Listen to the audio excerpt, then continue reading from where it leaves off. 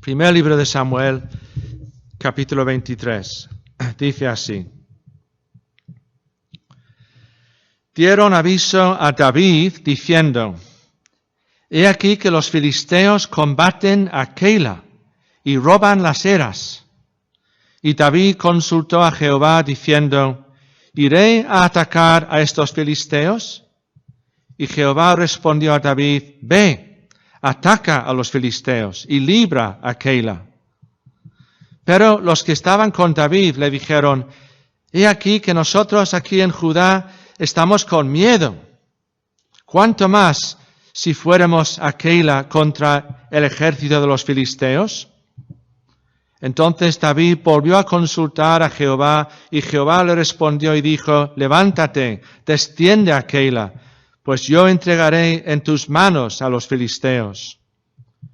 Fue pues David con sus hombres a Keila y peleó contra los filisteos. Se llevó sus ganados y les causó una gran derrota, y libró David a los de Keila. Y aconteció que cuando Abiatar, hijo de Ahimelech, huyó siguiendo a David a Keila, descendió con el efod en su mano. Y fue dado aviso a Saúl que David había venido a Keila. Entonces dijo Saúl: Dios lo ha entregado en mi mano, pues se ha encerrado entrando en ciudad con puertas y cerraduras. Y convocó Saúl a todo el pueblo a la batalla para descender a Keila y poner sitio a David y a sus hombres. Mas entendiendo David que Saúl ideaba el mal contra él, dijo a Abiatar, sacerdote: Trae el efod. Y dijo David: Jehová, Dios de Israel, tu siervo tiene entendido que Saúl trata de venir contra Keila a destruir la ciudad por causa mía. ¿Me entregarán los vecinos de Keila en sus manos? ¿Descenderá Saúl como ha oído tu siervo? Jehová, Dios de Israel, te ruego que lo declares a tu siervo. Y Jehová dijo: sí, descenderá. Dijo luego David: ¿me entregarán los vecinos de Keila a mí y a mis hombres en manos de Saúl? Y Jehová respondió: os entregarán. David entonces se levantó con sus hombres, que eran como 600, y salieron de Keila, y anduvieron de un lugar a otro. Y vino a Saúl la nueva de que David se había escapado de Keila, y desistió de salir. Y David se quedó en el desierto, en lugares fuertes, y habitaba en un monte en el desierto de Zif. Y lo buscaba Saúl todos los días, pero Dios no lo entregó en sus manos. Viendo pues David que Saúl había salido en busca de su vida, se estuvo en Ores, en el desierto de Zif. Entonces se levantó Jonatán, hijo de Saúl, y vino a David a Ores, y fortaleció su mano en Dios, y le dijo: no temas, porque no te hallará la mano de Saúl mi padre, y tú reinarás sobre Israel, y yo seré segundo después de ti, y aún Saúl mi padre así lo sabe. Y ambos hicieron pacto delante de Jehová, y David se quedó en Ores, y Jonatán se volvió a su casa. Después subieron los de Zif para decirle a Saúl en Gabá: ¿no está David escondido en nuestra tierra, en las peñas de Ores, en el collado de Aquila, que está al sur del desierto? Por tanto, rey, desciende pronto ahora, conforme a tu deseo, y nosotros lo entregaremos en la mano del rey. Y Saúl dijo: benditos seáis vosotros de Jehová, que habéis tenido compasión de mí. Id pues ahora, aseguraos más, conoced y ved el lugar de su escondite, y quién lo haya visto allí, porque se me ha dicho que él es astuto en gran manera. Observad pues e informaos de todos los escondrijos donde se oculta, y volved a mí con información segura, y yo iré con vosotros, y si él estuviere en la tierra, yo le buscaré entre todos los millares de Judá. Y ellos se levantaron y se fueron a Zif delante de Saúl. Pero David y su gente estaban en el desierto de Maón, en el Arabá, al sur del desierto. Y se fue Saúl con su gente a buscarlo, Pero fue dado aviso a David y descendió a la peña y se quedó en el desierto de Maón.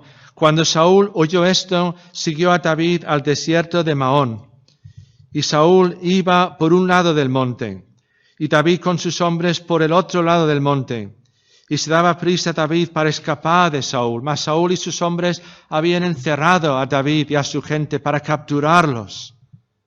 Entonces vino un mensajero a Saúl diciendo: ven luego, porque los filisteos han hecho una irrupción en el país.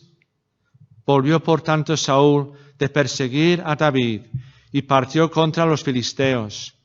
Por esta causa pusieron a aquel lugar por nombre Selahama Lecot.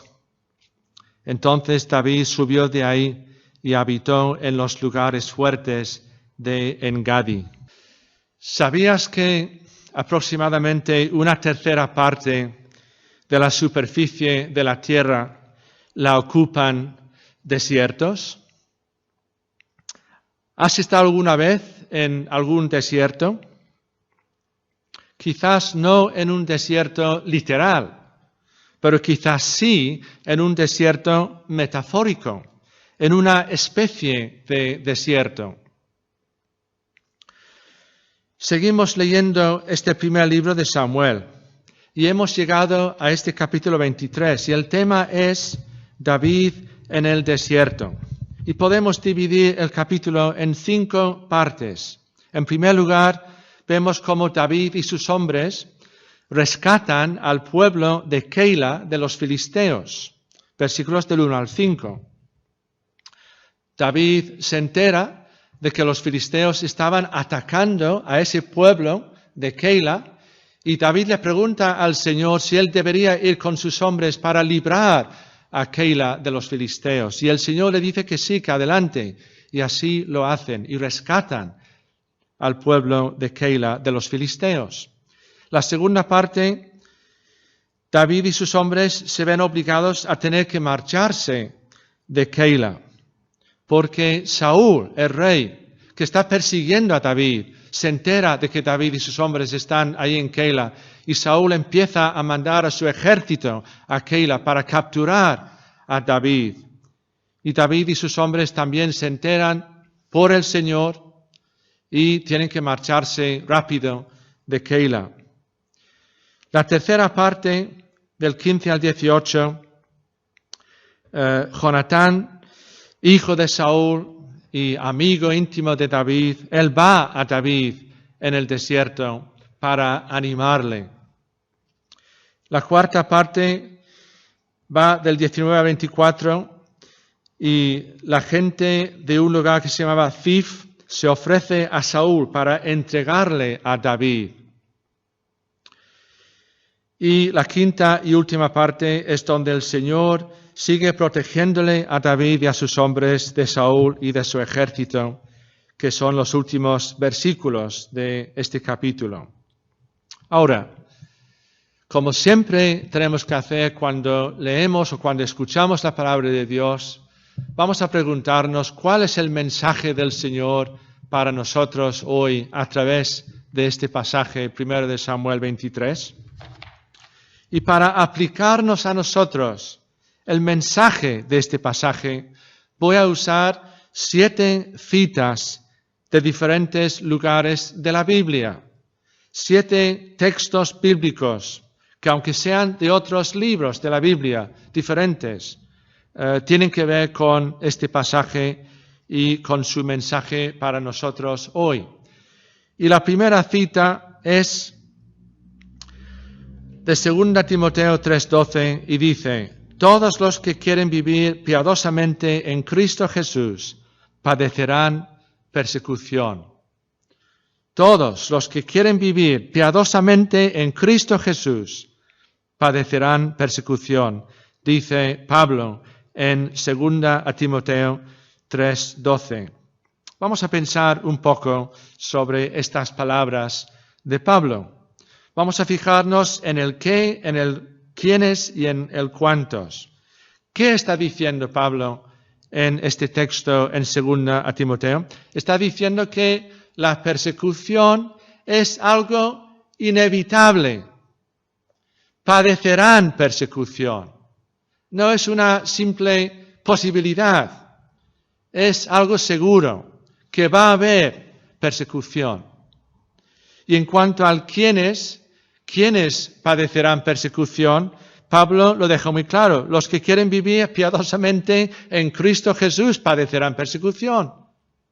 Si tú y yo queremos vivir así, si queremos vivir como cristianos verdaderos, si queremos vivir para el Señor y para honrarle a Él, de forma inevitable nosotros vamos a ser perseguidos, según Pablo aquí.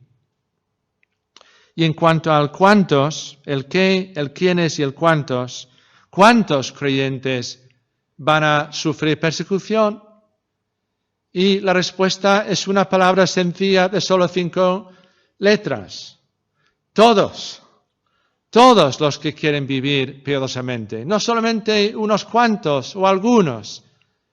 Todas las personas creyentes que quieren vivir de esa manera para la gloria de Dios padecerán persecución de forma inevitable. Y vimos algo de este principio bíblico el domingo pasado, cuando vimos la historia poco conocida, poco predicada, de la masacre de los mártires del pueblo de Nob, otro pueblo que casi desconocemos, un pueblo no muy lejos de Jerusalén, y vimos cómo Saúl manda matar primero a 85 sacerdotes de ese lugar, y después manda a Doeg, el edomita, para matar al resto de la gente que vivía en ese pueblo de Nob. Y a sus mujeres, y a sus niños, y a sus bebés, y a los animales incluso, los mata a todos. Y esa historia es también un ejemplo que demuestra la verdad de este principio que enuncia el apóstol Pablo en su carta. Todos los que quieren vivir piadosamente en Cristo padecerán persecución. Hasta los creyentes que vivieron antes de Cristo sufrieron persecución por su fe y por su deseo de ser fieles al Señor. Y hoy vemos el mismo principio en el caso de David. David pasa casi la mitad de su vida huyendo de diferentes enemigos, en este caso de Saúl y de sus hombres, más adelante de su propio hijo de David, Absalón. David está continuamente teniendo que huir de los que le están persiguiendo. Pero la pregunta para nosotros, hermanos y hermanas, hoy es si creemos de verdad eso que escribió el apóstol Pablo. Todos los que quieren vivir piadosamente en Cristo Jesús padecerán persecución. ¿Tú crees eso? ¿Lo creemos de verdad? ¿Nos lo aplicamos a nosotros mismos? Si somos creyentes, si el Señor nos ha salvado, si somos seguidores de Jesús, creemos de verdad que solo por el hecho de ser cristianos y de querer vivir como cristianos y no de otra manera, padeceremos, sufriremos persecución. ¿Esperamos ser perseguidos? En segundo lugar, la segunda cita bíblica viene de un salmo, el Salmo 63, y el primer versículo y la segunda parte del versículo. Dice así, el salmista David dice: mi alma tiene sed de ti, mi carne te anhela, en tierra seca y árida, donde no hay aguas. Palabras de David en el Salmo 63 y en la segunda parte del primer versículo. Mi alma tiene sed de ti, dice David al Señor, mi carne te anhela, en tierra seca y árida, donde no hay aguas. Y como ya hemos visto, el tema de este pasaje en 1 de Samuel 23 es David en el desierto. Y efectivamente, en la mayor parte de este pasaje, David está en diferentes desiertos de Judá. Versículo 13 dice: David entonces se levantó con sus hombres, que eran como 600, y salieron de Keila y anduvieron de un lugar a otro. Versículo 15. Viendo pues David que Saúl había salido en busca de su vida, se estuvo en Ores, en el desierto de Zif. En el 19 dice, después subieron los de Zif para decirle a Saúl en Gabá, ¿no está David escondido en nuestra tierra en las peñas de Ores, en el collado de Aquila, que está al sur del desierto? Y el versículo 24, segunda parte, David y su gente estaban en el desierto de Maón, otro desierto, en el Arabá, al sur del desierto. Versículo 25, y se fue Saúl con su gente a buscarlo, pero fue dado aviso a David y descendió a la peña y se quedó en el desierto de Maón. Es decir, una y otra vez en este capítulo 23 de 1 de Samuel vemos a David y a sus hombres en diferentes desiertos. Y David escribió algunos de sus salmos en el libro de Salmos en nuestra Biblia, cuando él estaba en diferentes desiertos, como en esta ocasión en 1 de Samuel, capítulo 23. Y un ejemplo de un salmo escrito por David cuando él estaba en un desierto es precisamente el Salmo 63. Dice, Dios, Dios mío eres tú, de madrugada te buscaré. Mi alma tiene sed de ti, mi carne te anhela en tierra seca y árida donde no hay aguas, para ver tu gloria y tu poder, así como te he mirado en el santuario, etc. Y el título de este Salmo 63 dice, Salmo de David, cuando estaba en el desierto de Judá. Estando David en el desierto de Judá, él compuso este salmo y quizás otros salmos también. Y bueno, es posible que David escribiera este Salmo 63 cuando estaba huyendo de Saúl, como hemos visto aquí en 1 de Samuel capítulo 23. Pero según este Salmo 63, cuando David estaba en aquel desierto, ¿qué era lo que más le dolía a David en esa situación? ¿Acaso lo que más le dolía era el hecho de no poder vivir en su casa? ¿O acaso era el miedo de que al final Saúl consiguiera cogerlo y matarlo? ¿Era eso lo que más le dolía a David? Pues no parece haber sido eso en este Salmo 63. Cuando David estaba en el desierto, lo que más le dolía era que echaba de menos lo que voy a llamar los medios de gracia colectivos. ¿Qué significa eso?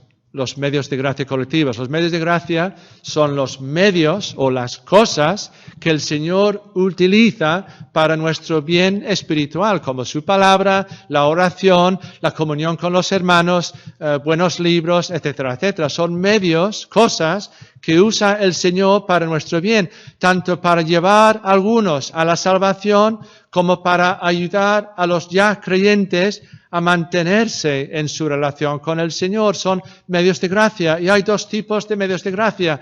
Hay algunos que son para el uso personal e individual, pero hay otros que son para el uso colectivo.